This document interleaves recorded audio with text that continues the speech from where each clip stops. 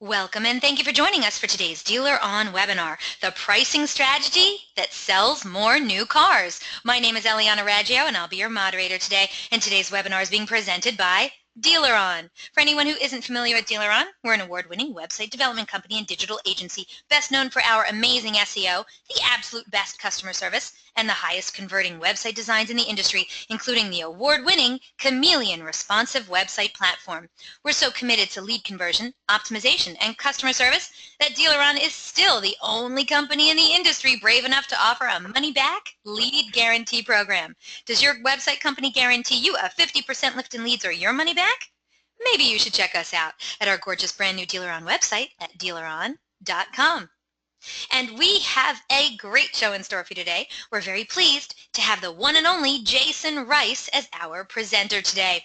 Jasen Rice is the owner of LotPop, a company that helps dealerships manage their internet processes, marketing, and used car inventory as their virtual director.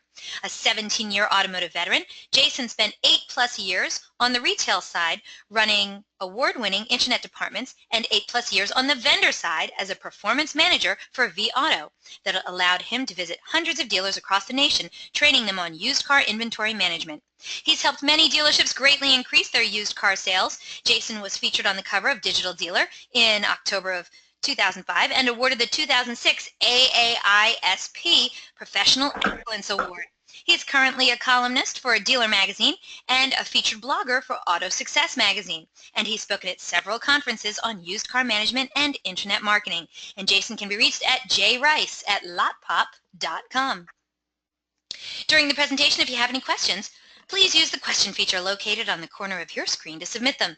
At the end of the presentation, we'll answer those questions of general interest. If we're unable to get to your question live, don't you worry, we're going to try to respond to you by email later today. Also, don't forget, a link to download a copy of this webinar recording will be emailed to you later today for your reference. And hey, share it with your friends and colleagues. That's okay. And guess what? Our good friends over at LotPop, they're giving away an awesome prize today on the webinar. One of you lucky webinar attendees is going to win a Kindle Fire HD. Oh, heck yeah. You have to be on the live broadcast to win it, though, so stay tuned. You could be the one winning this amazing prize today. Also, at the conclusion of this webinar, you're going to get a short survey, so fill it out because we're always looking for quality feedback from our audience, and we want to hear from you, so let your opinion be heard. And hey, do you tweet much? We hope you do. We'd love to see what you have to say about today's presentation, so please tag us in it. You can use hashtag DealerOnWebby. I'm at Eliana Raggio. You can also hit up Jasen Rice at LotPopAuto. We look forward to seeing what you're saying. So let's get started. Let's hear the pricing strategy that sells more new cars. Jasen Rice, it's always a good day when you're on my show. How are you, my friend? Excellent. Thank you for the intro there. But doing good today. Beautiful day on that. So I love it. I love it. Now, this is funny because when we were talking about describing this presentation, and you said, yeah, you know, dealerships could be selling more new cars if they just changed their pricing strategy. And I find it hard to believe. I can only imagine what the people out in dealership world are believing right now. So a lot of people have tuned in. And this is not, I know you have surprised the heck out of me the last 2 times you've been on the show and just totally blew my mind. So I expect nothing short of the same today, my friend. Why don't you tell everyone the kinds of things we're going to be learning about? All right, no problem. I've got the objectives here. And one of the things, obviously, that I want to first bring up is, you know, I'm not here to pitch or promote any products at all. Services, but I am going to go over and, you know, I'm going to give some screenshots and go over some information from, you know, some of the vendors that we do deal with when we deal with our company or with our clients, but also, you know, some of the things that we go over with our clients. And again, it's not here for a pitch because what I'm going to give you, this information you're going to do, you can turn around and do it today at your store without adding any other expenses. So it's just another way to look at things, but obviously I have to have some information to provide that, so just keep that in mind. But I want you to be able to come out of this thing with some objectives of, you know, knowing what your customers know, and not necessarily, I mean, that's a generic kind of term there, but really, how are they shopping? What are they doing online, looking at your inventory, and act like that consumer and know what they're knowing and seeing what they're seeing. And understand, nowadays with listing sites, like autotradercars.com, car gurus that'll list your inventory. New car shopping is like used car shopping. There's a big, and one of the things I got to catch myself is don't get too forward in my presentation before I get there. But you know, a lot of times dealers do just get third-party lead providers, and customers build up cars and then submit a lead on, hey, I want a black limited or Lariat XLT F-150 crew cab, this, and this, and submit it, and it goes to 3 dealers, and you try to find the best match. But there's actually listing sites out there that you can list your inventory. People can shop your inventory, and that's kind of what we're going to go over, and they do it the same way they do used. And then I want dealers to get off of this set it and forget it strategy, and I'll go deeper into that. Again, I don't want to give go forward too much on it, and obviously the rest of the time we're going to go over that giveaway and questions and questions and answers. So speaking of questions and answer, I think that it starts us with the first poll question. Ooh, thank you, Jason. All right, audience, we got 3 poll questions for you today. The first one is on your screen now. We'd love it if you get involved in our poll questions. It also helps us find out what's happening all over the auto industry. So the first poll question is on your screen. Where do you currently market and generate leads for your new cars? Please select all of the answers that apply. So if more than one answer applies, yeah, hit them all, okay? So do you mainly just use your website and your OEM, and you rely on just your website and your OEM for marketing and generating leads for your cars? Do you also do third-party listing sites like cars.com, AutoTrader, and Car Gurus? How about other listing sites like Edmunds, Kelley Blue Book, and Car and Driver? Do you rely on leads from sites like AutoBytel, Dealix, and TrueCar? Or do you like traditional advertising like TV, radio, and newspaper? Once we get a majority of the votes in, we're going to close the poll and share the results. Wow, you guys are fast. There is a lot of people voting on this right now. Awesome. Man. Nice. Jason, you have a very, very quick audience. Let me tell you, we have a lot of people voting. Remember, you don't have to pick just one. Pick as many as apply. We want to know where you are currently marketing and generating leads for your new cars. Votes are still coming in, so I'll just read the question real quick.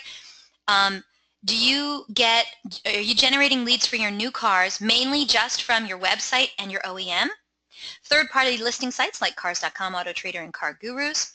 Other listing sites like Edmunds, Kelley Blue Book, and Car and Driver? Do you rely on leads from sites like AutoBytel, Dealix, and TrueCar? Or is it traditional advertising like TV, radio, and newspaper that gets your attention? All right, Jason, if you're ready, I will close this poll and share the results. I am. Let's go. Do it. Okay.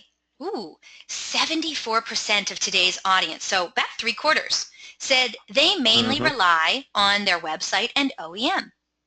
But the majority, 88% of today's audience, 88% said third-party listing sites like cars.com, AutoTrader, and Car Gurus helps them market and generate leads for their new cars.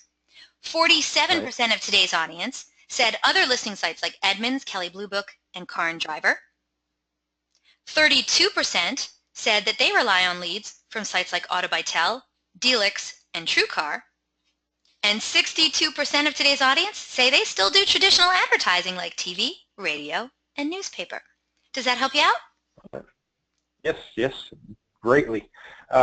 Because again, this shows that we do have a lot of people using these third-party sites. We also have a good chunk of dealers that do rely on advertising traditional, which again isn't a bad thing. I think you got to reach everybody, but that really goes to where I wanted to lead to.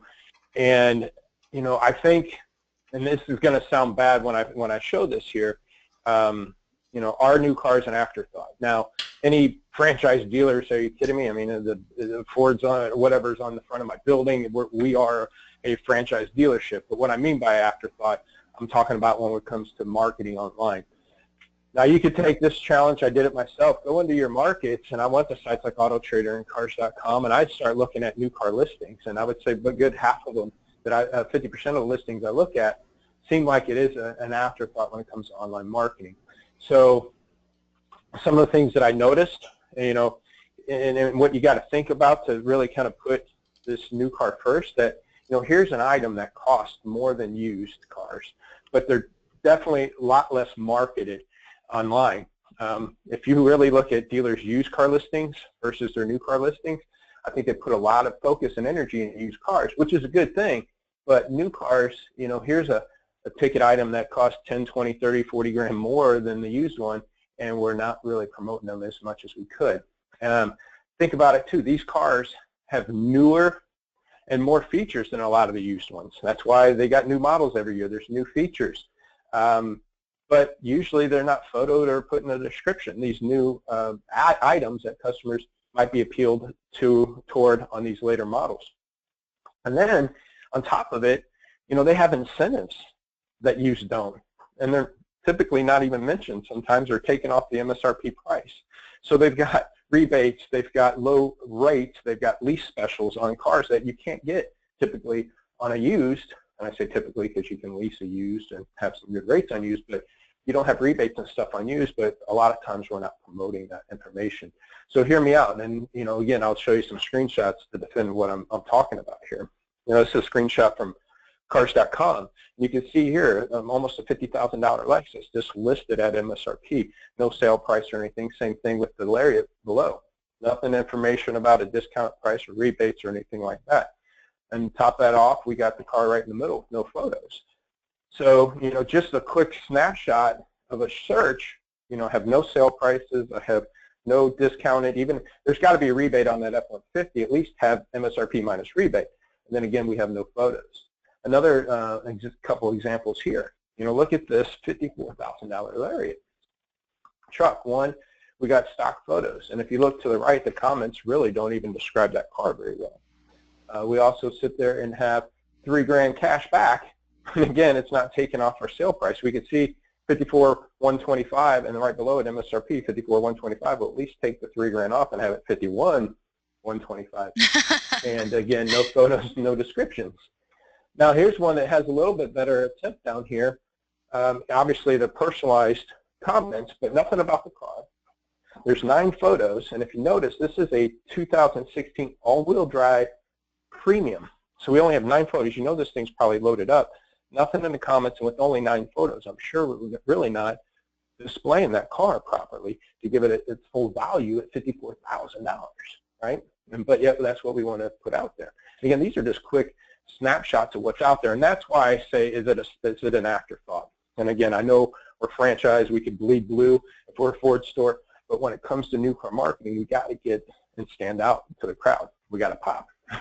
And you got to get our virtual lot pop. That's where LotPop came from, is your virtual lot pop, and you need to stand out. So why is this important? Let's go back into where we're advertising, where we're spending our money. This might kind of deviate a little bit off of, you know, where you might think I'm going with this, but AIU, right there, majority of AIUs, automotive internet users, visit at least one manufacturer brand website when shopping for a vehicle, obviously a new car. And nearly 80% of those people will visit a third-party site.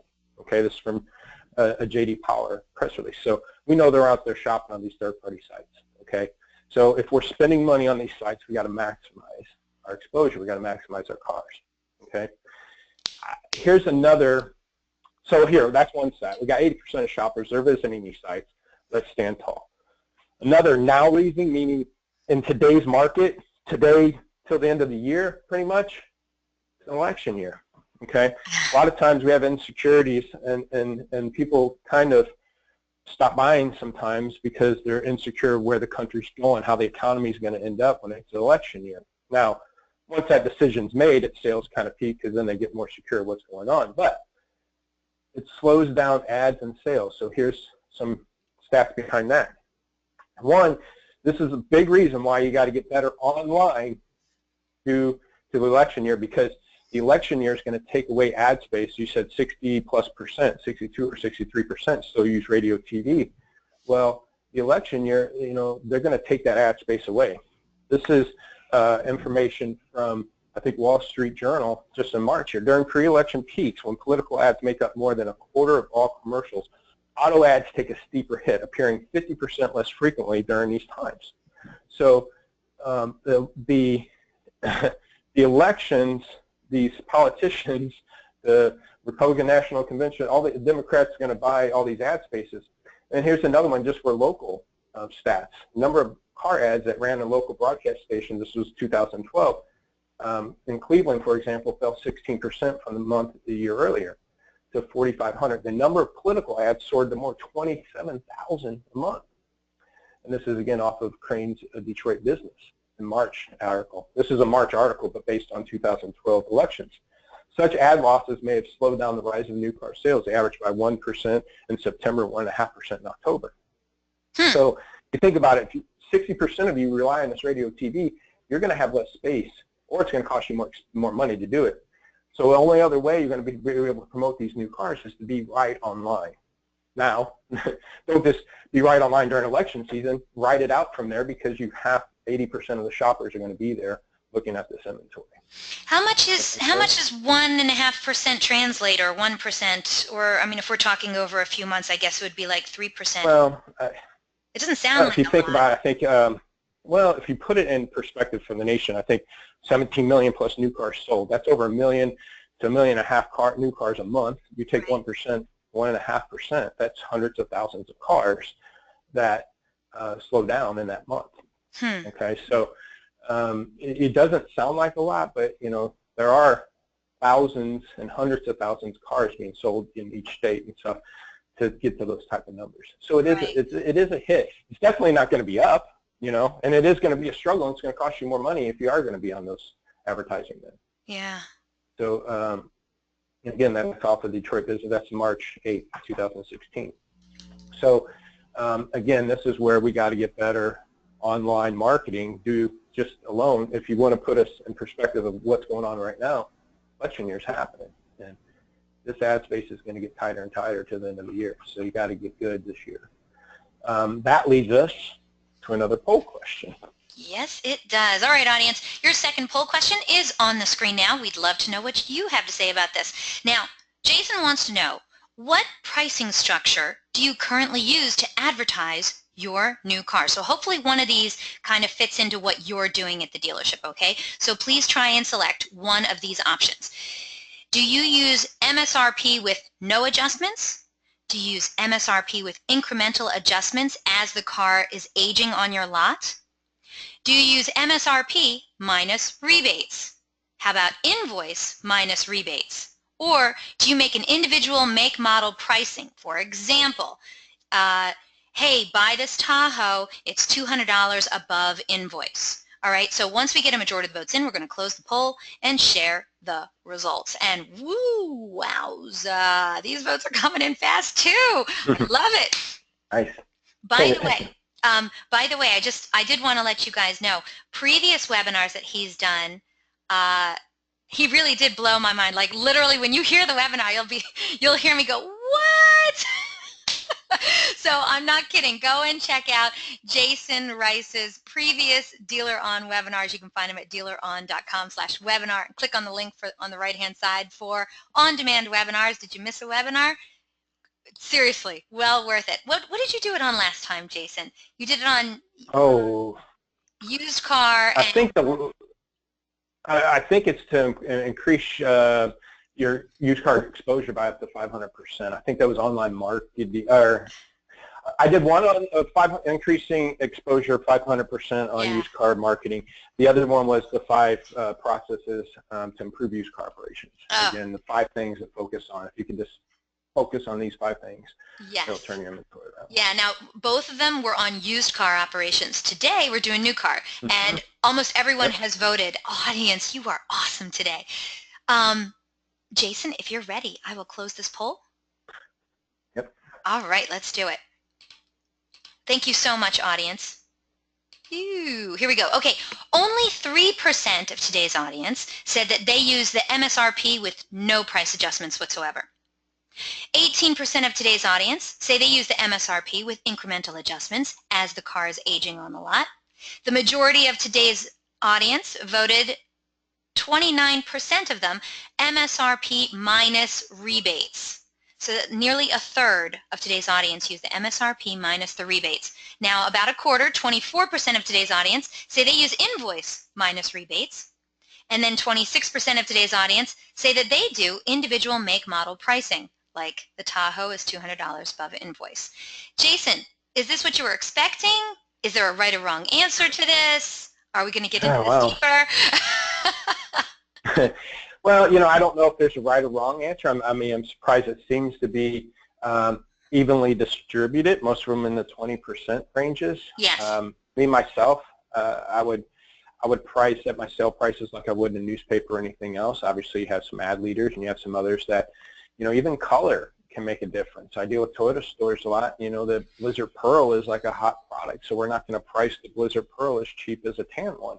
But I think you're going to have, and then there's some places like Toyota and stuff that won't allow you to price under invoice, other than minus rebates and stuff. And there's other places that can. So I got Chrysler, Dodge, Jeep stores that'll price 500 or $1,000 under invoice, and some don't allow you to. So there's no structure, but I would at least have some kind of sale prices out there. But do I have control here with the PowerPoint? Yes, but what you're saying is they should have some kind of structure that they kind of keep to? We just have to discover what that structure is? Yeah, me personally, I wouldn't have MSRP out there or MSRP minus rebates. I would have, again, what I would have on sale prices. I would have that displayed out there. That's a big debate. Some dealerships don't want to give out sale prices because then the guy down the street's just going to beat it anyways and things like that. But I'm of the belief, and we've had stats that have been successful of this belief, is if I don't put a price out there, if they're going to go to the competitor, they're probably going there either way. If I don't put a price out there, they're going to the competitor. If I do, they're going to go to the competitor, and the competitor has to beat it. My mindset on that, too, is most dealerships close only 30% of their opportunities or floor ups. Of all the customers coming in the door, they're closing about 30–40%. Now, that means if they take my price, go to my competitor, I got a 70% chance that they'll leave because they only close 30%. So I got a high probability that maybe they go in there and don't like their trade valuation. Maybe they go in there and they can't match the price or don't have the right equipment or the right car.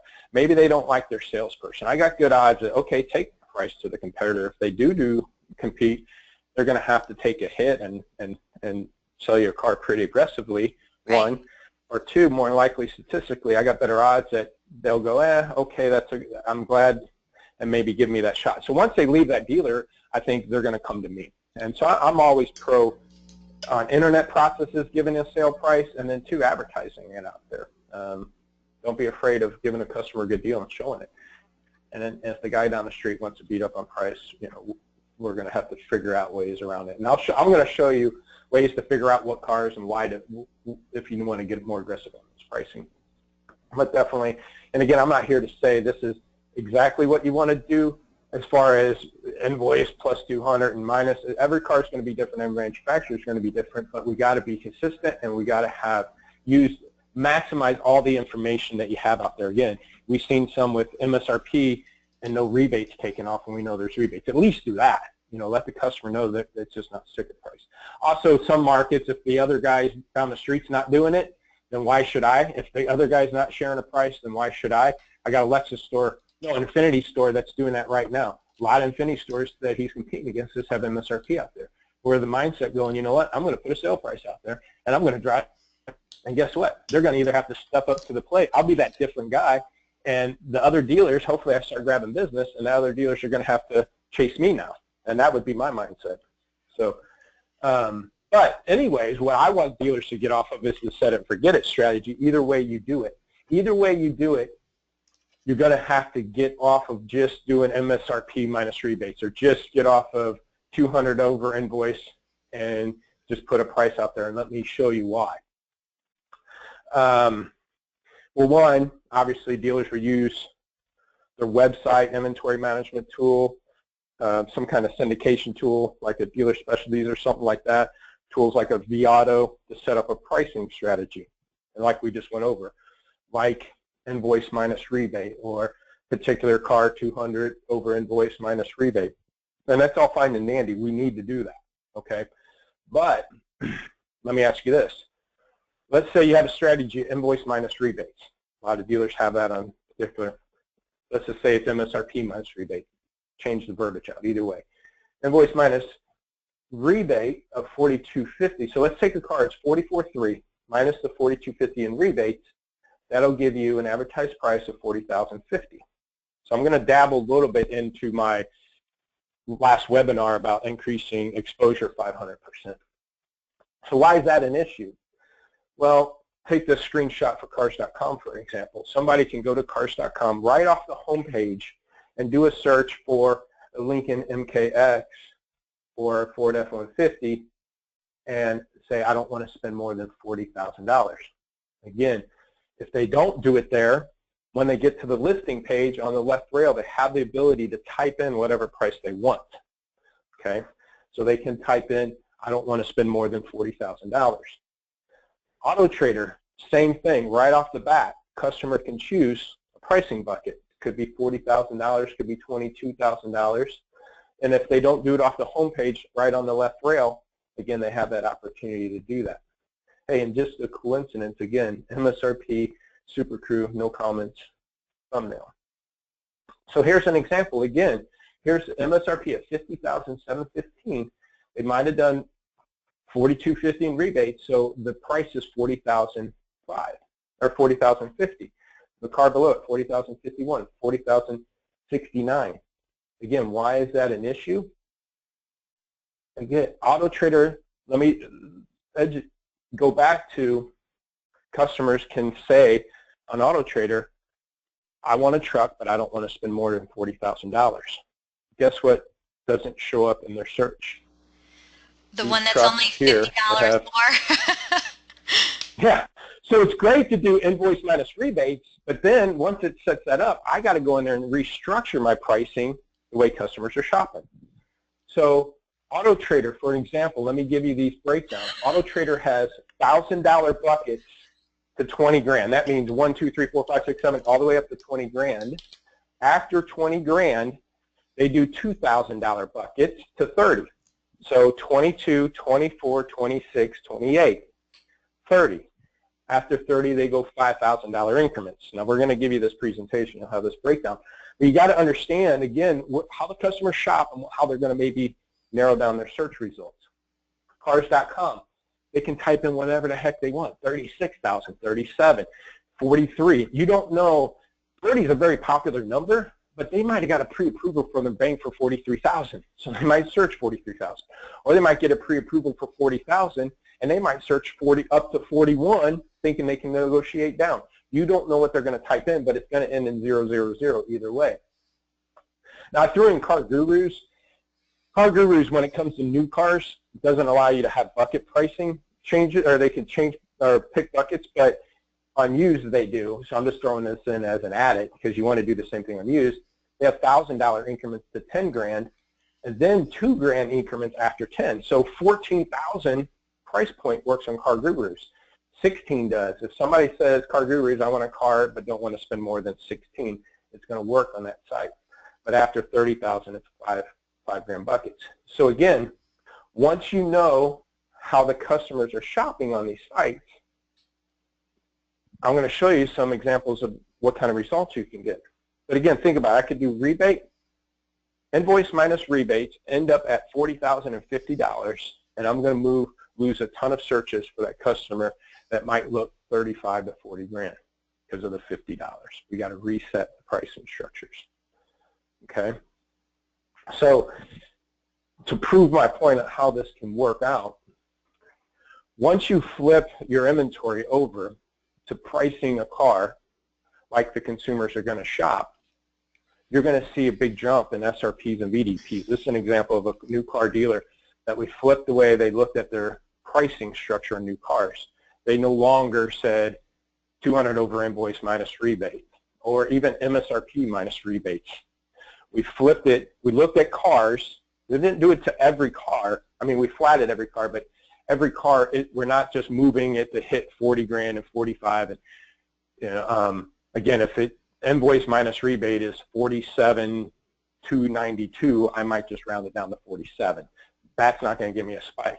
But those cars that ended up in those buckets that I showed you, the buckets that Auto Trader has, that Cars.com has, any car that ended at invoice minus rebate at 35,272, we're going to take the 272 off probably and get that 35 grand bucket. And these are the type of the results you see when you do that stuff. Okay, this is 14 1,000 SRPs per car jumped up to 33,000 SRPs, more than doubled. The VDPs, again, we had a peak up here to 600, but 161 to 371. We're doubling and tripling the amount of exposures our cars are getting by doing this. I'll give you an example on individual cars. The yellow line, this is a screenshot out of DealerOn. DealerOn does a merchandising tool will show you SRP and VDP activity on your cars. So the yellow line is price changes. Notice all these dips in prices. The black line is a 5-day average of searches. You have some peaks and valleys. They all stay consistent until we hit this 35 grand bucket, and boom, it shoots up. Car gets more exposure. Again, invoice minus rebate might have ended up at $35,200. I take the $200 off, I hit the $35,000 bucket, my exposure jumps. Here's another example of a car at $25,000. You go from down here less than 10 searches per day to over 30, triple the amount of exposure that vehicle has. So by adjusting this is just scratching the surface, but by what I call flat pricing the cars will get you more exposure. Here's what it can do to sale rates too. Now again, this dealer got aggressive with his pricing. He prices very aggressively, but we get off the invoice minus rebate or 200 under. These are stats, and again, I'm going to just, DealerOn has what they call Conquest tool, which is a new car pricing tool. Make a look at how many cars are in the market, how many new and used, and how many sold in a day supply. They can also look at how many cars a dealer's carrying, how many they're selling. So all I'm doing here is I grab that data and I trend it out. And we look at a sale rate. So if he had 90 in stock and only sold 15, he's at like a 15% sale rate. As we get more aggressive with our pricing, as we round down our flat pricing, as we get those spikes on that inventory of the cars, our sale rate goes up, and we're able to jump up to 45, 50% sale rate, and our inventory is selling more cars. Now, you could say, well, maybe that's just the market. Maybe rebates or incentives got good. Well, again, in DealerOn, it will show me how many were in the market and how many sold. So I create a market sale rate. And you can see at the same time and period, our sale rate went up, the market sale rate went down, and the market sale rate's less than 25%, and we're in the 40% now.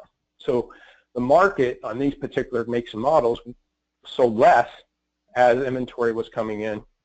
We're able to sell more by using these best practices. Again, some I'm going to go over here. Okay? So let me show you this. Once you know how customers are shopping, you start pricing new cars at that flat price strategy. You need to consistently change those prices as incentives change or as your market changes. So again, I might be able to strategically take a car from 35,289, put it down to 35,000, get all that exposure. But if the rebates change and they lose 250 bucks or they gain 250 bucks 2 weeks from now, I got to know that. And then I got to make a decision, do I take the 250 off or add the 250 back in to get the added exposure? I've had rebates go up 250 bucks. So now my 35 grand goes down to 29,750, or I'm sorry, 34,750, and we've rounded that back up to 35,000 to get the exposure. Okay. Now again, I did a whole webinar on flat pricing to give a deeper dive onto it, so you can check that one out. But just understand that concept.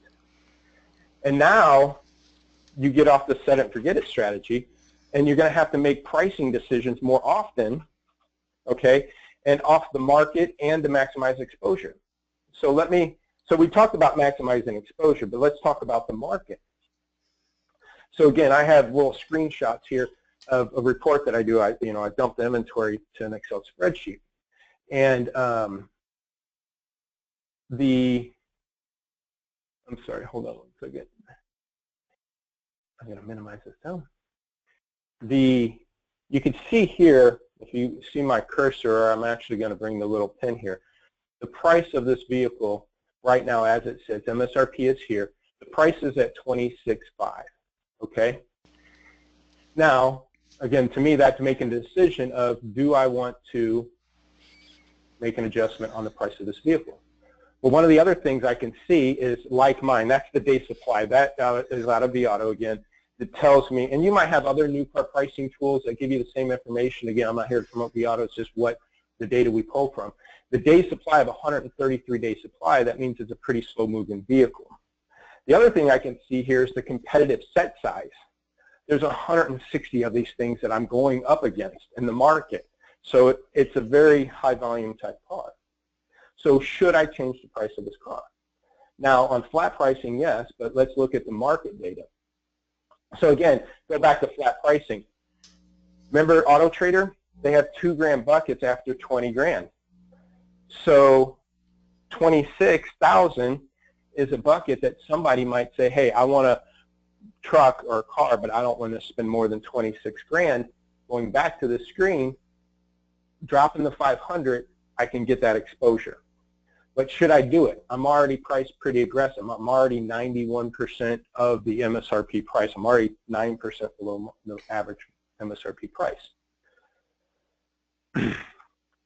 I say change it just to hit the bucket, but again, I want to get a deeper dive into the market. So hear me out here. This is just my weird mind, always thinking outside the box and taking data that's out there and available and looking at it to make decisions, okay? So again, one of the things that Auto provides is I can see the market stock, how many cars are in the market. Every week we grab that data. And look at that blue line. The market is getting flooded with this particular vehicle. This is a Colorado. More are coming into the market, okay? The other thing is I could see the market sale rate has dropped off. And there's more coming in and less being sold. So that increases the market day supply. It's shooting up. The market is slowing down on this particular vehicle. If I'm at 26.5, knowing there's 160 to compete against, knowing that the market is slowing down, I'm not just going to drop the price from 26.5 to 26 to get more market exposure. I'm going to do it to get more aggressive because I can see the market slowing down. Does that make sense? So as I can watch these trends, the market's telling me I need to drop the price, not just to get it to a flat price. Here's another example of, again, some of the data that we're pulling and we're looking at. Again, I'm not pushing what we do here. I just want you to understand the dynamics of why you need to focus more and not have new cars as a second thought, you know, not focus on it like you do used. So again, look at, over to the right is more market data, and over to the left is the dealer data on 2016 Sierra 1500s. The market is, there's more and more coming into the market, okay? The sale rate has increased since March. We can see the sale rate is increasing in the market. In the meantime, my dealer's sale rate is dropping off. So what that would tell me is we're behind the market. I can see the dealer day supply is creeping up. Everybody else is selling these things and I'm not. So guess what cars we're going to focus on to adjust pricing? And guess what cars I'm going to try to find that I can move the price and hit a big bucket if I can afford to. Big bucket meaning 35 grand, 40 grand, 28 grand, those type of buckets. Okay? Now, here's the strategy in practice. Here's what happened with 2016 Escapes. The dealer's inventory, the average age was building up. They were slowing, you know, the cars that were on his lot were slow, with the age, the older cars stuck around, okay, and we were selling some. But our sales dropped off, okay? Again, because we're looking at this data, we knew that. And you'll know that just being on your lot, being, man, all of a sudden we're not selling the Escapes. You know that internally, just watch what's going on your lot. But if we look also at what's going on in the market's selling. So the dealer's day supply shot up. He's gotten less sale rate. He has the same amount of inventory. His day supply shoots up. We see that. We go attack the Escapes. We make adjustments and get more competitive, and again, try to hit buckets to get more exposure if we can. And by doing that, our sale rate jumps back up again, and we bring our day supply back down. Our inventory starts moving again. Okay? So again, this is a deeper dive, but the only reason why I'm exposing you to this is you can't just do a set it and forget it. Invoice minus rebates, there. You got to know what's going on in your market, know where you can make adjustments to get more exposure, and then catch waves of slowdown and speed ups in the market and then in your inventory. The data is out there to do it. And you can maybe pull this from the OEM data, you can pull it from your CRM data maybe, and see these trends without using the auto, what we're doing. So again, this is stuff you can be looking at, but you got to be looking at it and know you can't just get away with it, set it and forget it, and have new cars as a second thought. Okay?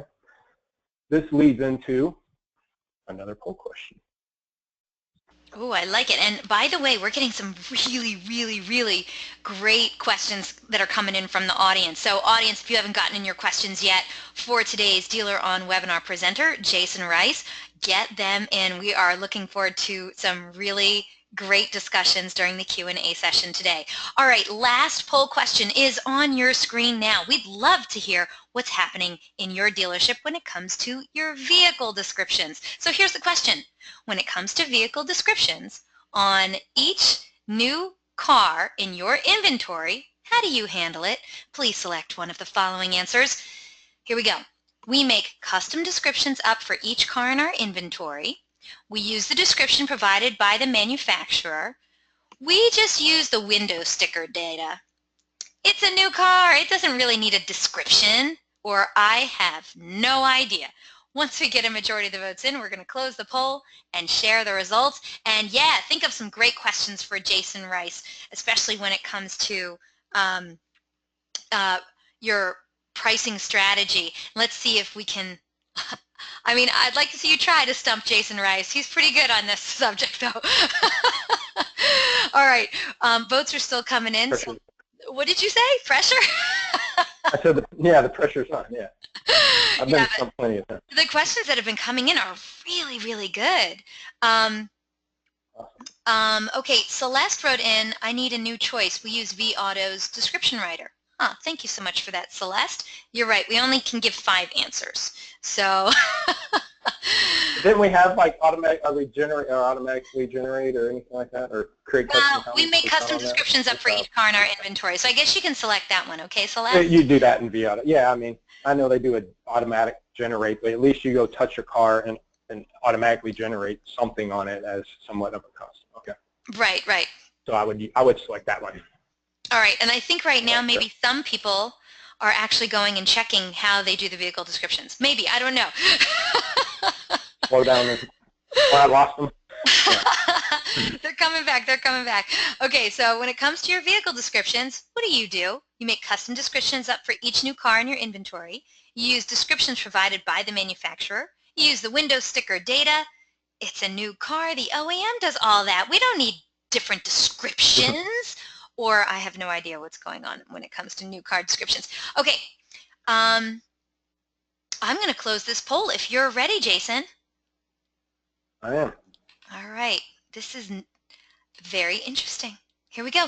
68% of today's audience said they make custom descriptions up for each of their car in their inventory. 68%. Nice. That's good. 18, yeah, huge. 18% said that they use the description provided by the manufacturer. Only 11% said that they use the Windows sticker data. And the remaining 4%, please, it doesn't need a description. And no one answered, I have no idea. But there you go. Real quick, Tony asked, is there any chance that we'll be able to access a recorded version of today's webinar? Absolutely, Tony. Thank you for asking. We're going to be sending out that link in a few hours after this webinar closes, or you can check it out at dealeron.com/webinar and just click on the link on the right-hand side for on-demand webinars. Jasen, back to you. It's great to know you guys are at 60% customized descriptions. And again, some of this I'm going to go over was a little bit mentioned in the used car maximizing exposure on cars by 500%. It's in there. I'm going to scratch the surface because, again, you got it. People are shopping new like used, and I've got to cover what that was. And so this is some ideas, again, how to maximize your new car listings on these third-party sites. Now, a lot of times, again, somebody goes to an OEM site like a Toyota or Ford, a customer can build out a car, find a dealer to submit that to. They might be able to look at the dealer's inventory and have photos, but no pricing is usually MSRP. I'm talking about third-party sites, so they don't, because OEMs won't have your comments typically. So one is do your virtual lot walk, meaning you want to go touch all your cars that are listed online and make sure they're standing tall. I would do 20 plus photos of new. I mean, we do it on used typically, so why wouldn't we do it on new? And again, these cars have more features, newer features that used have, so it should be able to get more exposure on these things to justify why it's 20 grand more than a used one. Again, photo all your options and equipment. If you got nav, photo. If you got roof, photo. If you've got heated seats, photo it. And then have those goodies, those big selling points, second row captains, third row, moonroof, nav. Have those in your first 10 picks. Again, have your thumbnail of the outside of the car, but then do kind of what I promote as kind of a walk around. Have that driver door open, sit them behind the steering wheel shot, show them the nav, show them the roof, pull them to the back, show them the second row, the trunk, and so forth. And I'll give you some examples here.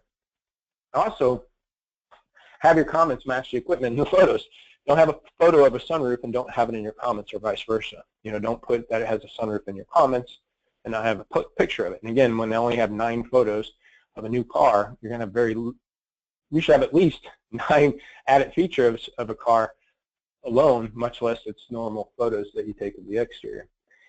And you got to get off these OEM and manufacturer terms of options like moonroof, and I'll explain that here in a minute. So, do your virtual lot walk every car listed online. I'm going to go over it. I actually have a hashtag virtual lot walk on Twitter and stuff, of you can catch some of the issues we find out there. I'm going to share you a few of them now of dealers of how their cars are presented online, but make sure you do it. So again, have your goodies in the first 10 picks. So here's an example. They have the thumbnail, the first photo, and then again, open driver door, steering wheel shot like a walk around. Hey folks, have a seat right here. Look at the steering wheel controls. Look at the big roof. Look at your nav and the rear backup camera. Show them the second and third row. Put all the goodies at the beginning. It's Internet 101. You want to minimize click-through rates. Everybody understands that on SEM, search engine marketing. When you do an ad on Google to say, hey, look at our service specials, when somebody clicks on it, you don't put them to your home page. You actually put them to your service specials. So minimize click-through rates. Customers are clicking on this car because we did a good description and said it had nav and a roof. They're going to click on it, and that's what they're going to see. Don't make them go through 3 pages of photos to see that equipment, because their computer might lock up, or you're not providing them the information they want to see in the first place. And again, I covered all that in my one marketing. Here's an example of why you got to get off of manufacturer terms like moonroof and sunroof. You can do this yourself. Go to cars.com.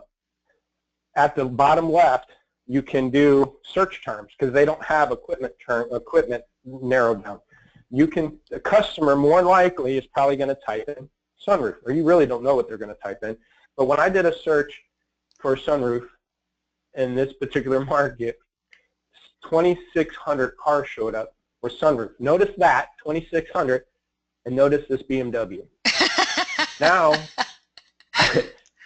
I go back. Now remember, this BMW is 116,000. I go back, I take out sunroof, and I put in moonroof. Well, now there's 2,300, 300 less, and it's different cars. See these 2 BMWs? They're different cars when they show up, sunroof, moonroof. So this is a different set of cars. If I have moonroof in my descriptions and somebody's searching for a sunroof, I will not show up. I just cost myself a search result. Remember the charts on the SRP and VDP per car, how we got them to shoot up after flat pricing?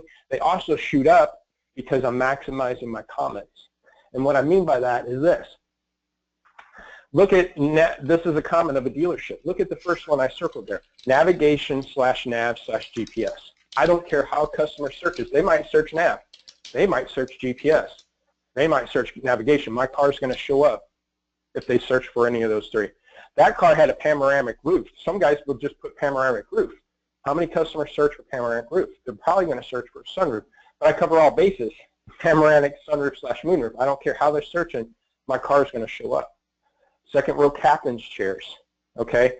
You don't know what the customers are going to search for. That's why I circled this star safety system. Maybe that's a big selling point for this customer, and they're going to search for cars that have that. You don't know. Get it in your comments to maximize SEO or your search engine marketing. Maximize your cars showing up in searches. Okay, so make sure your comments get off the manufacturer's terms of moonroof, because more than likely they might search sunroof, or you put sunroof in them, but they might have grown up their whole life with their dad calling them moonroofs, so they search moonroofs. Okay, you just don't know. So the next thing, so make sure your comments are right. Again, my other webinar kind of digs deeper in it, but I covered the bases there. Do your virtual lot walk, and then touch every car in line. Okay, so we do a physical lot walk and make sure the cars are clean, the deflated balloons are gone, the window stickers are on. We make sure our cars are clean. I'm going to show you some bad examples of online. Now these are used, and we find them on new too, but these just happen to be some that stuck out. I thought, now this guy was wondering why his car was aging on the lot. I went and looked at his car's photos online. I mean, it's got a mop bucket, $20,000 car, and you're taking it in the back with mop buckets. You know, that's probably why it's 100 plus days old, right? Look at this $40,000, $38,000 Jaguar, brake pads low. Again, this is a used car. You don't have to, but the same thing. This same person that's taking this picture takes your pictures of your new cars too. So if they're willing to aim that camera at that picture, at that dash, and take that picture, what are they doing with the rest of the cars, right? You got to touch your cars online. Now this one was the best. Again, this is a used car, and this dealer was trying to be proactive in getting cars photoed online before they're ready, so he got it in the service bay. But the funniest part about it is this bumper sticker that said, "At least I can still smoke in my car." Oh, no. So that's got to be the worst thing. So you can't put your cars out there without knowing what you have. Again, this is used, but this happens on new too, not "at least I can still smoke in my car." But again, if somebody's taking a picture like this, what are they doing? So do that virtual lot walk. Okay. So Tony just wrote in. He's like, photos are not a task. It's an art form. It is. Thanks, Tony. It is. You know what? I had it, and hear me out. I had a dealer that he was wanting to get better photos. So he decided to go to Craigslist, put an ad that he was looking for a photographer. Well, no, he went to Craigslist to find a photographer. And he called the photographer and said, "Hey, I just want you to come in and train my people how to do photos. How much do you charge an hour?" The guy's like $60 an hour. I said, "Okay, come in for a couple hours, teach my guys." So he gets the guy in, and after a while he starts talking to the guy. He really liked the guy. And obviously photographers, you know, they probably have nights and weekends. Pretty much their days free, because they're probably doing nights and weekend gigs like weddings and stuff. And so he asked the guy, you know, if he'd work for him, because you figure if you can do, if that person at $60 an hour can do 4 or 5 photos, that's 10 to 15 bucks a car, which some of the companies out there that do photos for dealers charge about that much. So they hired a professional photographer to come do it. Even though $60 an hour seems like a lot of money, when you narrow it down on a per car basis, that's pretty much what you're paying these third-party sources anyways that probably don't give you a professional photographer. So, I mean, again, that's just some insight there. But you got to get off of these manufacturer terms. Again, I did a whole marketing webinar, Eliana, so get on those, look at those. It's a deeper dive, and again, people are going to shop new like they do used on these third-party sites. We're spending money there. Why not maximize it? Now, I don't know if these slides are out of order, but I'm going to go through it anyway. Suggested resources. Go for it, man. I'm wrapping up here. All right, so I got a weekly show. It's called Lot Party. Now, I like that because, again, our company is LotPop and Lot Party. If you guys worked at a dealership, you know what Lot Party is. At least most dealers do. That's where you get all the salespeople and all the porters, and we go hit the lot and we organize the lot, right? We put the trucks to the back, cars to the front. We take this car, move it over here, and we shuffle around our lot to stir things up. So that's my goal with the show, is what can we do in a virtual world to stir up our inventory, kind of like what I just talked about here. So every week, every Monday, there's a new episode on All Entertainment Network. But I also take those and I upload those to iTunes and things like that too. So my website, LotPop.com, shows links to my quick tips. I try to do 2-3 minute quick tips. All the quick tips and my shows go onto a podcast or iTunes, on either iTunes or SoundCloud if you're not a Apple. Read Dale Pollack's Velocity books. He's got 3 of them out there. Same concept on new. I mean, this is and now people say, well, new's not a depreciating asset. It's going to stay where it is. But those cars age. That news costs you floor plan interest. It also slows down your allocation. So turn that new car inventory, treat it like it's used, maybe not the same age policy. I'm not going to take my new cars and do a 60 age policy, but I might do a 90 and 120, and I'm going to adjust those cars to move them.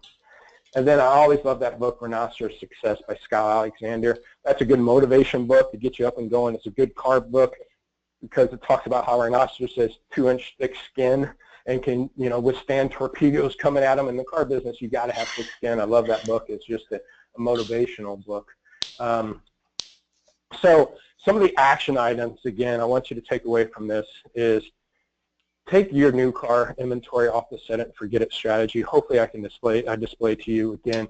Even if you just forget the market data that I showed you and make an adjustment, if you do rebates, invoice minus rebates, 200 minus rebates, MSRP minus rebates, whatever you price it out there, structure it and a flat price and maximize the exposure, at least on the buckets that make sense on these sites that you're advertising on. Again, know what your customers know. If they're an auto trader, they know they can search 22, 24, 26, 28. I'm going to maximize and put my cars there for those searches. Change new car inventory to flat pricing. Review your inventory weekly, or at least when incentives change. Again, if I purposely put it at 35 grand and the rebate changed, it might have jumped to 35.5. Do I lose 500 and drop it another 5 to hit the 35 grand bucket? Well, that's why I'm going to use market data to figure out, do I got to get these cars moving? Or I leave it there and, I miss those searches. And then again, hopefully I showed you some of those photos. Do your virtual lot walk. Again, I got hashtag virtual lot walk. Go to Twitter, find those. There's a bunch of photos like that. Because we go and touch all the dealers' inventory, do the virtual lot walk, and catch pictures like that. So I think that lends us to a wrap-up here of questions that you might have got.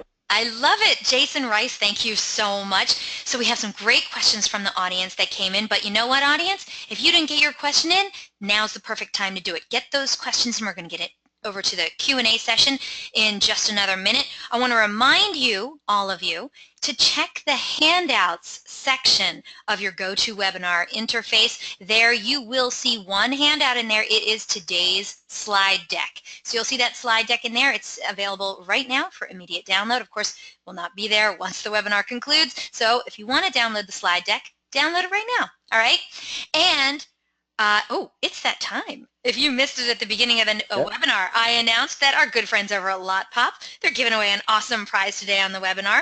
One of you lucky webinar attendees is going to win a Kindle Fire HD. Can you say, awesome? All you have to do is answer a simple question about the presentation. So get ready. Get to your keyboards, everyone. First one who writes in a correct response to the giveaway question will be walking away with this very cool prize today. Vendors, I am asked to remind you to please sit this one out. This prize is intended for dealership personnel only, but we do love that you come to the DealerOn webinars. Thank you so much for being here. What? Can I throw something in? Yeah. If you're out of country, I might have difficulty shipping that. Last winter was actually a dealer out of country, Netherlands or something. I don't know if you remember that. And I had a hard problem buying a GoPro and shipping it to them, so I just had to give them the money for the difference. So if you're out of country, I just want to put that disclaimer there as the winner, because I ran into some issues last time of getting that out there. But anyways, go ahead. Okay, yes, we do have some people from all over the world who come to visit our cute little DealerOn webinar every week. So it looks like he's cutting you guys out of it too. All right, but don't worry. No, I'm not cutting them out. I'll take it to win, and I'll give them the cash prize. But yeah. I'm just teasing you, Jasen Rice. All right, audience, here you go. Good luck, everyone. I think this is a pretty good question, so I hope you guys are paying attention. All right. According to a 2014 study by J.D. Power, what percentage of automotive internet shoppers visit a third-party site? Wow, very first person wrote it in early and got it correct. Holy moly, Josh Cole.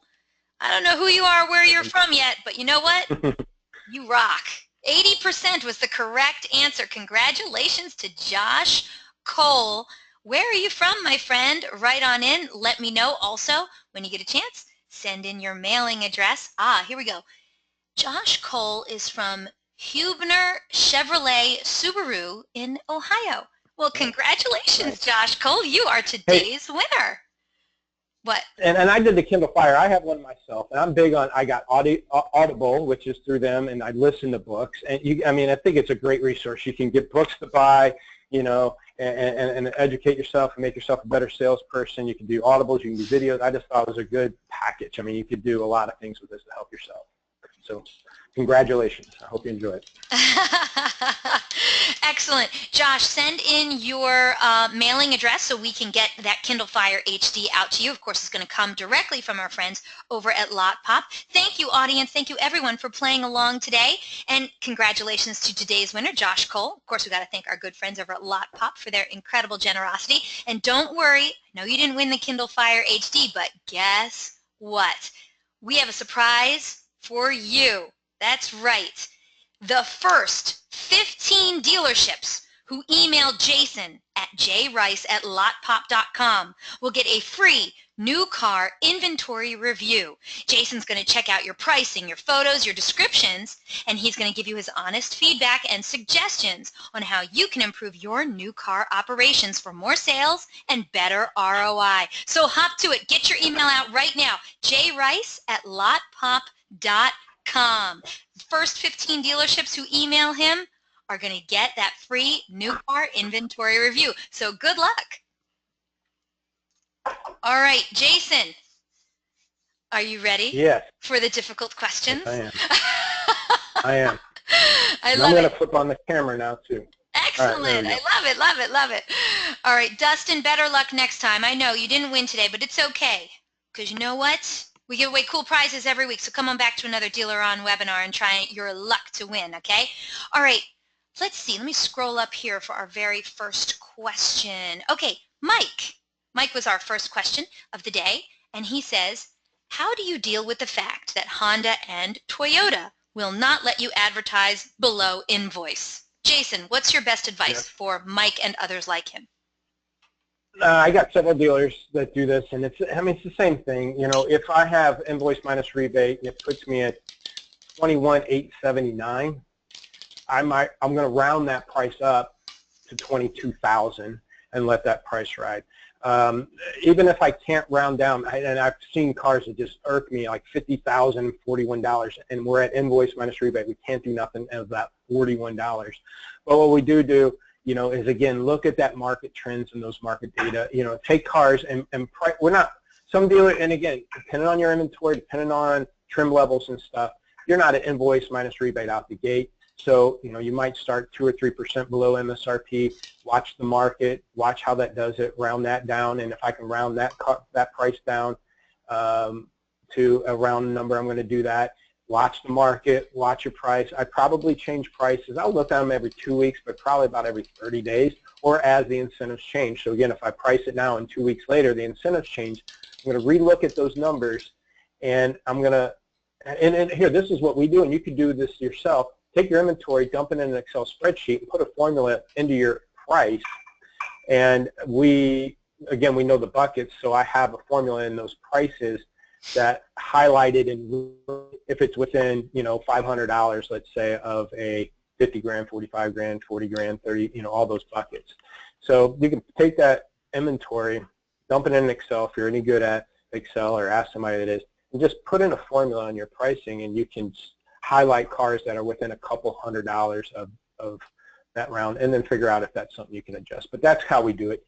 Again, not every car is at invoice minus rebate. We will price them down as they age, but we're also looking at market data. We might price at invoice minus rebate out the gate, depending if it's a slow-moving, bad color, bad equipment type car. Right. And then we just ride it out. Oh, the other thing is, the other thing to do on that is spotlight them. You know, the car, I don't, when we, like a Toyota store, if I have a car at 22 grand, it's already getting good exposure because that's a bucket. But that car that is at 22,179 and I cannot drop it any lower, I do take advantage of those spotlights. Or if I do have a car that the dealer's already losing $500 on, and we're within $500 of a bucket, or we just can't hit a bucket to get that exposure, instead of dropping $500 to hit a bucket because we're already losing money, we would go ahead and maybe spotlight. It's cheaper to spotlight that car for $20 or so than it is to drop it $500. So we'll take advantage of spotlights, cars that aren't rounded down, to those numbers that get exposure, at least on Auto Trader. Thank you Sorry, so that's much. long-winded, but No, you're doing good. Mike, if you have a follow-up question, we'd love to hear from you. So right back on in. Okay, we have a lot of questions. So for all of you, and I know there's a lot of let's you go. still holding on, please stay tuned. We're going to get through all your questions. Okay, next one, Jason, comes to you from Bruce. Mm-hmm.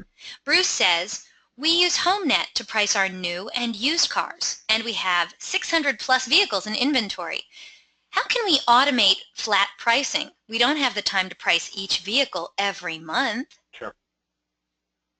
Yeah, and again, that's where I would take an Excel spreadsheet or Google Docs that has the kind of Excel layout.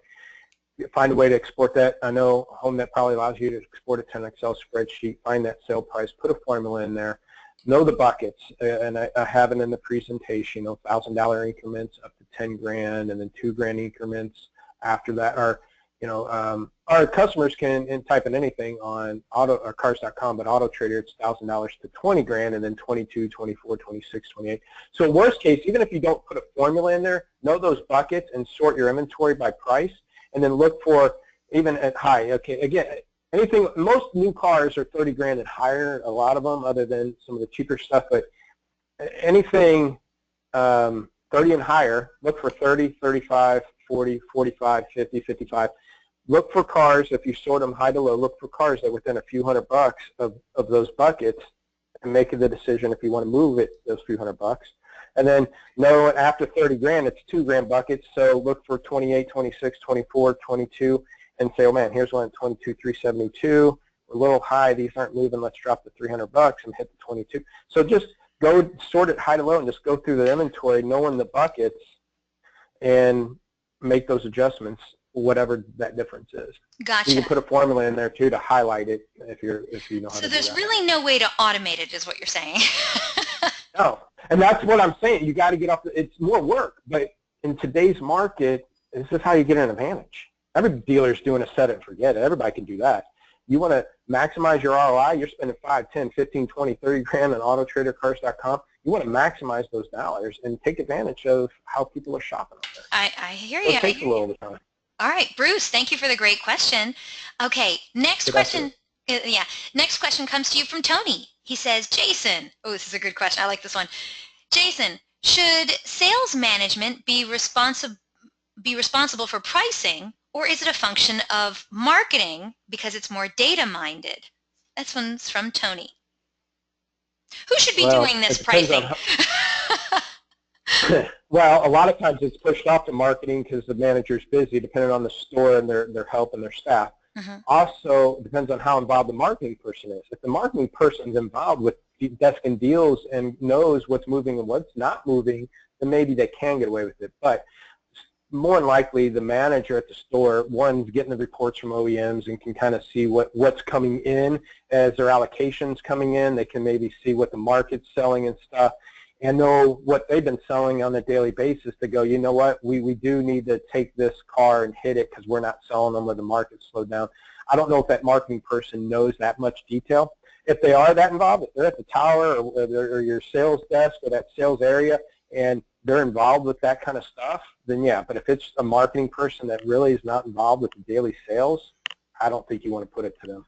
Right, right. And today's manager should be a marketing manager. And that's one thing I brought up in our merchandising webinar is we're not used car managers or an inventory manager. We should be marketing people. And that's why I did a lot of research on marketing. I looked at pricing strategies. I looked at, I mean, shoot, I bought a book for how to advertise in the yellow pages that's 15, 20 years old, because that same concept, that same marketing concepts applied today, but just in a different format. It's not in the yellow pages anymore. It's in Google and stuff. So, but the same strategies exist. So we got to be marketing people and not just desk managers or sales managers. Well, Tony wrote back in, and he says, it's just data. It's no love affair. Tony also had a follow-up question. He says, this process seems very time-intensive and requires undivided attention. We've begun doing true videos on new car sales with a tool from autosonvideo.com. Know the guys, good guys. Yep. Yeah, so I guess he was wondering if that was a good use of his time. It is. I mean, it's good for marketing, especially building up your YouTube exposure to put on Facebook and Twitter and to send to customers. It's great because no one else might be doing it, so you get that edge in the market. But when it comes to a customer shopping online and going to Auto Trader and saying, I want a truck, but I want to spend 35 to 40 grand and we're missing them because of that $50 difference, you still got to put that focus. And again, I'm no dummy. I mean, that's, again, why we do what we do at our company. Sorry to say it, but that's why, because I know it's time-consuming. But this is stuff that I think needs to be done. You could see the data's there. You just got to spend the time. And again, that's why we do what we do, because I know most stores don't, they got to hire an assistant or spend more time behind the computer. I think the manager's time's better spent TOing deals and training their sales staff and working the service lane and greeting customers than sitting behind a computer doing this data. So you either get an assistant or somebody, a marketing person that's pulling this data, but hand that over to a manager. Maybe let the marketing person, if you're comfortable doing it, fine. But again, that's why we do what we do, because we know that that is what's lacking. It's just the time and the expertise to look at that data and understand really what you're looking at and how to decipher it to make more sales. I mean, I have a question for you. How often do you make those price adjustments? You just do it the one time and stick it in the right bucket? Well, no.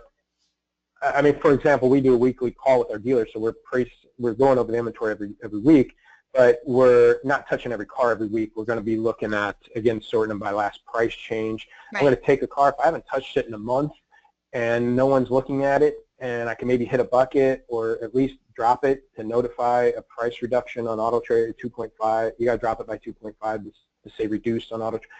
So I'm going to, unused, I'm going to probably make an adjustment every 30 days because I'm more of a 90, 120 age policy. So I price at day one, I do a price at 30, 60, 90, maybe 120, and hopefully it's gone. But if I see market trends, like I showed you like on that Sierra where our sales went down and the market's building up, even though we did prices last week, last week's data wasn't what it's showing me this week and it's gotten worse, I'm probably going to reattack those Sierras and figure out if I don't want to drop them anymore, because I'm already cheap and I'm already maybe hitting buckets or, we're already losing money, well, then I'm going to maybe spotlight. Let's spend some money, get some spotlights going. I need to get more exposure on mine because everybody else, there's too many of them out there. No one's selling them. I'm going to get mine out. Right.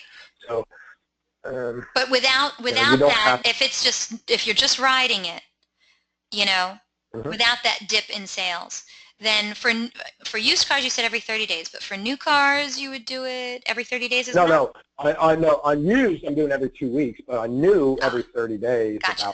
But if I just did price changes on the 22nd and then the month ends on the 28th or the 30th, it's only been 10 days, but the incentives changed. I got to reevaluate everything I just did a week and a half ago. And again, the rebate might have dropped 250, went up 500. It might have took my price from 35 to 35.5 or 35 to 34.5 because the rebates. Every time the rebates change, right, I'm going to reevaluate those price points and go, oh, the rebate went up. Now I can hit the 24 grand bucket. Let's move it now. And so every time incentives change, and then I'll be looking at them every week, but probably change it every 30 days or so. Okay. All right. Thank you so much for answering my question. Okay. Next question comes to you from our winner today, Josh. All right. He says, where do you pull this data out of Conquest into Excel? We have Conquest, but I want to know more specifically where I can pull out the market stock and market sold. I know our in-stock and our dealer days supply and our days in inventory. I want to say the home page, again, depends on your access. If you just have pricing access or photo access, you might not have it. But when you go to Conquest homepage, they have how many cars are missing, descriptions, and off rebates. Then they have your turn, and then below that, they have 2016 Ford F-150, how many in the market, how many sold, dealer day supply, market sold. Those are the data points. Now, we grab that data point every week for the dealers and make those trends out. So if they're at the home page of Conquest at the bottom, you got to have every model, and then you grab that data, and then you could trend it out to a graph. But it's there. The data's there if you're using Conquest. Okay. Again, it's just time consuming, and you just take the time to do it and then know how to analyze it once you see it. Gotcha. All right, Josh, I hope that answers your question. Of course, we're always here if you have a follow-up. Okay, just last few questions for you, Jason, and then we'll button up the show. This one comes in from Trey. He says, what are your thoughts of advertising? Everyone qualifies rebates plus conditional rebates? I'm not a big fan of the throw everything into the price. I know dealers out there doing that, and they, are stealing market share just by getting customers in the door. I think you could do that to drive the shoppers, but when they're ready to buy, I think they might get uncomfortable once they get there. And again, if I'm the dealer that did a price, if it's a rebate that high percentage are going to qualify for, like maybe a conquest. Hey, if you have a GM product in your driveway, maybe I do something like that. But if it's the military and stuff like that, I'm not going to throw those things in there because not everybody's going to qualify. And I do think the dealers that do that, yeah, they'll drive traffic, no doubt about it. And the problem is once the customer gets there and they go, oh, well, you don't get this, and you don't get this, and you don't get this, and your price is actually $2,000 higher, they're going to go, well, now I got to think about it. And if they submitted leads or shop to both of us and I'm standing out, I gave them, and they go, wow, that's actually higher than that other guy, or about the same as that other guy, and the other guy had the color I wanted, so I'm going to think about it, and maybe they come to us. So I'm always the mindset of my price on the internet is what I have on the lot, what I have on the lots, what I have on the newspaper. I'm being consistent, and I'm not going to, I might have ad leaders, don't get me wrong. I'm going to have that Altima that started in 18.9 or whatever, and then drive traffic on that one or two ad leader, but I'm not going to, and that's just me taking a $1,000 hit off of holdback and stuff to get that ad leader. I'm not dumping a bunch of false rebates onto that. But everybody has their own success stories. Gotcha.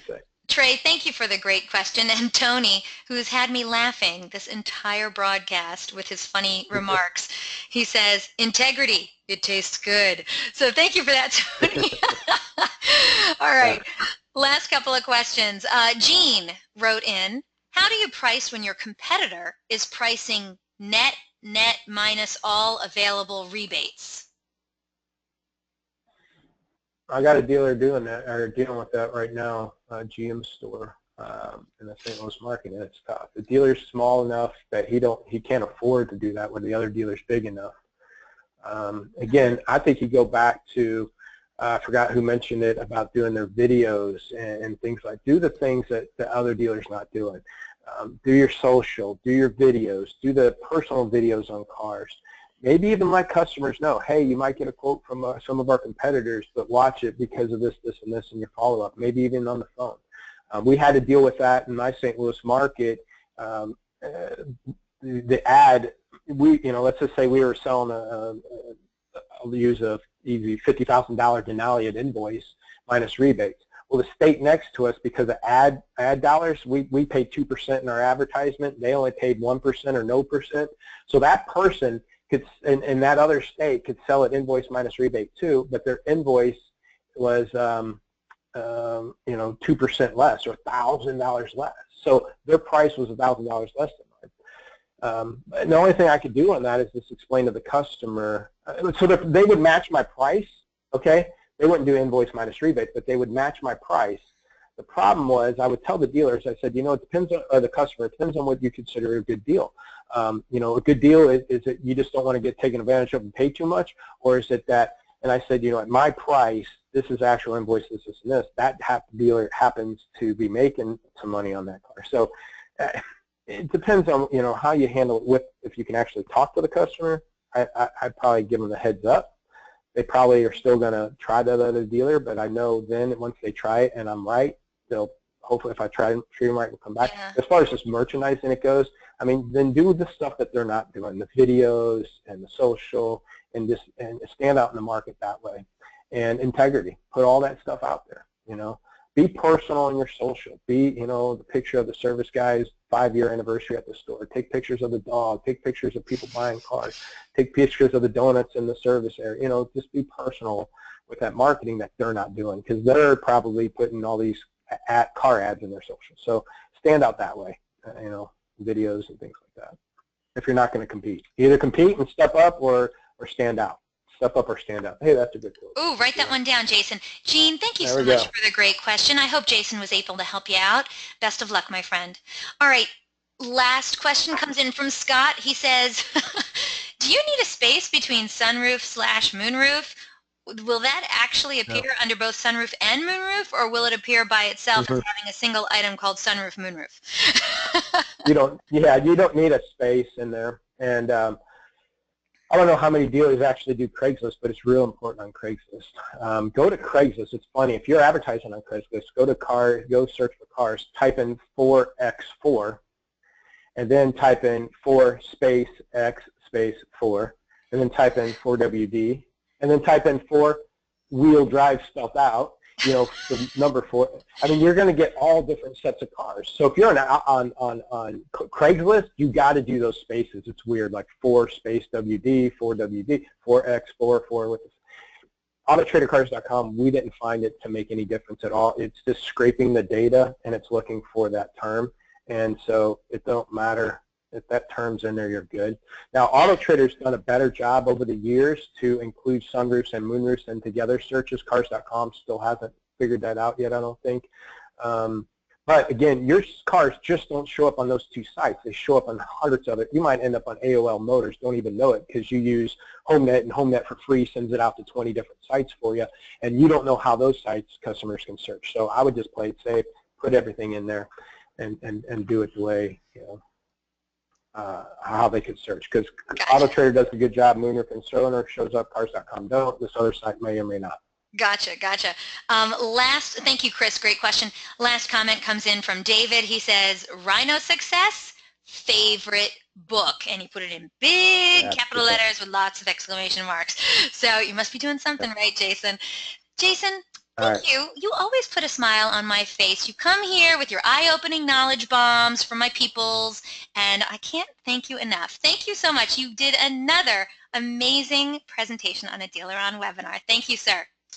Thank you so much. I appreciate the opportunity. I'm going to shut my camera off. All right, you do that. I'm going to button up this webinar right now. I got to remind the audience a link to download a copy of this webinar recording is going to be emailed to you later today for your reference. Please feel free to share it with your friends and colleagues. Today's webinar is also going to be posted online within 24 hours. All you have to do is go to DealerOn.com/webinar to view our upcoming webinar schedule or access any of our past webinars. Hey, yeah, this webinar is going to conclude in just a minute. There you go, right there, Jason. There you go. You're going to get a short survey. We want you to fill it out. We're always looking for great feedback from our audience. We want to hear your opinion about today's show and the DealerOn webinar series in general. It's 6 short questions. We certainly do appreciate it if you take part in that survey. And invitations will be going out tomorrow for our next DealerOn webinar. It's a doozy too.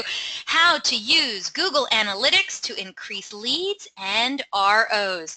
I have been getting a lot of requests to do a webinar on Google Analytics. I had to do some serious arm twisting. That's my boss. He's coming in to do a webinar with us. I'm so excited.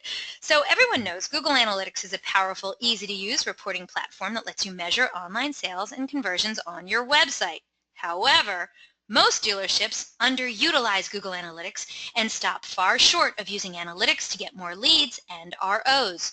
Do you know how to use Google Analytics to increase your website leads? That's okay. Most people don't. So we brought in the big guns to help you out.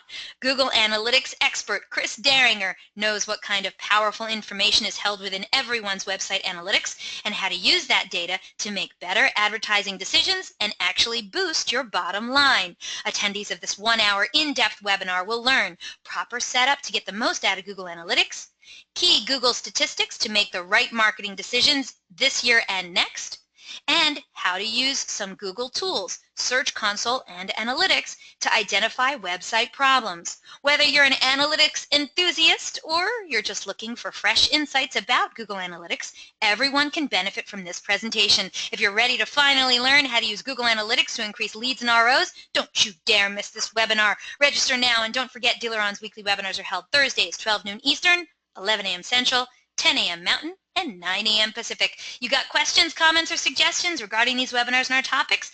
Contact me directly. I love hearing from you. Again, my name is Eliana Raggio, and you can track me down online. I'm on Facebook, Twitter, Google+. I'm on all the automotive social networks. I'm everywhere. Or just email me directly at eliana@dealeron.com. Thank you all so very much for spending this time with us today, and I hope to see you all on another webinar in DealerOn's continuing education series. Take care.